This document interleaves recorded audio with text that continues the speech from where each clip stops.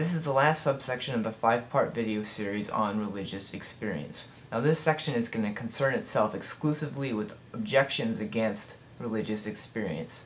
Now while I can't feasibly attempt to argue and counter every objection against religious experience, I've selected 8 objections to be considered in this section. Now before we begin, however, please note that 4 objections have already been answered, namely 1. Objections to the principle of credulity, which was video 1.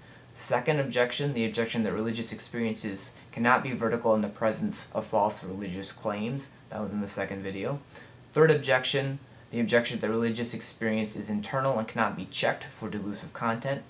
Third video. And the fourth objection, the objection that one cannot have immediate experience of an infinite God. That would be the fourth video.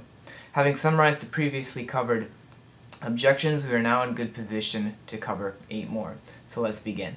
The first objection that I'm going to briefly relate and discuss is one that is predominantly brought by theists. The theist, let's just assume they're Christian for the sake of argument, objecting against religious experience argues that faith is not grounded in experience but in God's revelation, and thus religious experience should not be considered either vertical or important in evaluating faith. However, while I believe that theists should demonstrate caution when evaluating religious experiences, I think that whoever holds to this objection will pull the rug out from under their feet, so to speak. The Bible that functions as an authority for Christian belief is a product of the religious experiences of the inspired human authors who wrote the text. Thus, religious experience does play a part in grounding the Christian faith. Second, one could object to religious experience by suggesting that these so-called experiences are nothing more than psychological projections of the subject's desires, ideas, and needs, and thus are not vertical. 3 points could be raised against this objection. First, we can turn this objection on its head and state if the objection has merit, then we can also argue, by the same merits and criterion of the objector, that atheism is a psychological projection of desires to remain autonomous or to kill the image of the father figure. Now, I'm not suggesting that I believe this, however, Paul Vitz is a defender of this argument. But if we assume the merits of the objection, then the first point could be just as valid as the objector's. Second, and more importantly, it does not matter how a belief is generated, but whether the belief is true.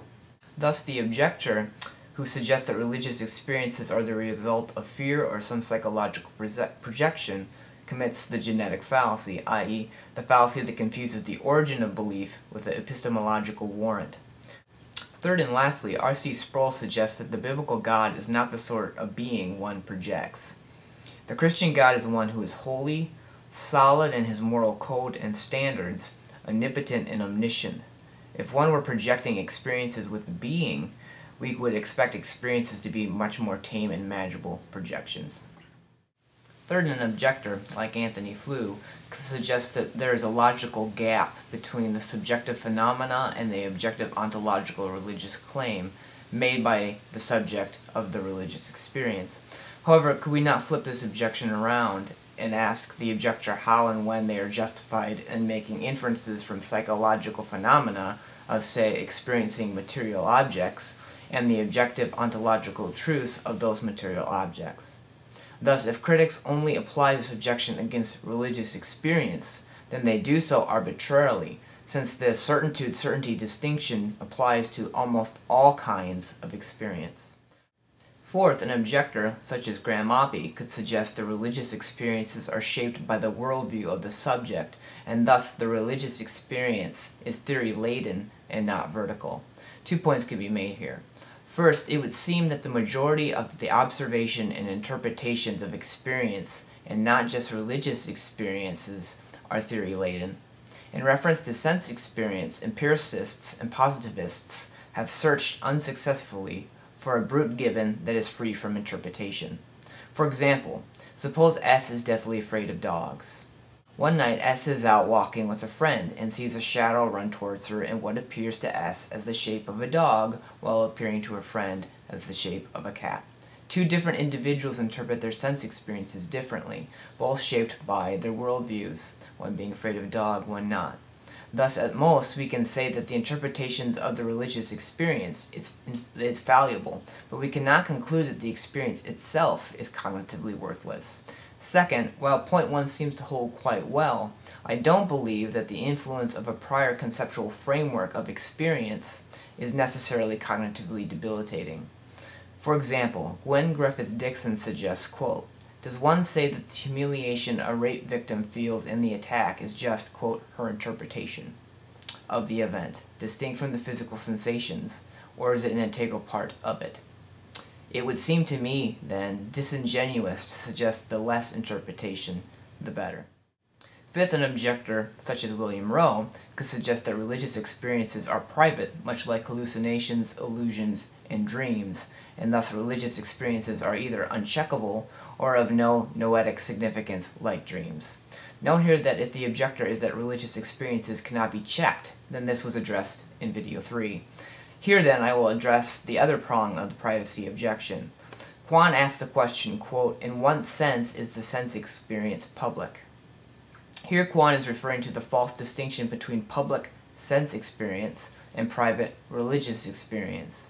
Sense experience is not public, for the experience itself occurs in the subject's mind, just as in the case with religious experience. I cannot directly experience how another person experiences a car passing by on the street. Second, what makes these two experiences public is the checkable verbal reports persons can give, or perhaps their shared nature. However, as I argued previously in part 3, religious experiences also can be compared and have been known to be of a shared nature, and thus are just as public as sense experiences.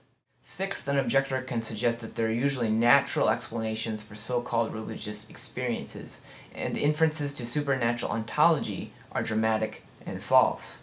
However, how does the objector know that? It would seem that assuming such an objection seems to simply beg the question in favor of naturalism. Moreover, Kwan suggests at least 3 conditions that are necessary to meet for a naturalistic account to take precedent over a supernatural one. Namely, 1, the naturalistic account can specify a set of causally sufficient conditions for the religious experience. 2, we have reason to believe that the naturalistic account can establish a set of conditions that will render the verticality of the religious experience unlikely.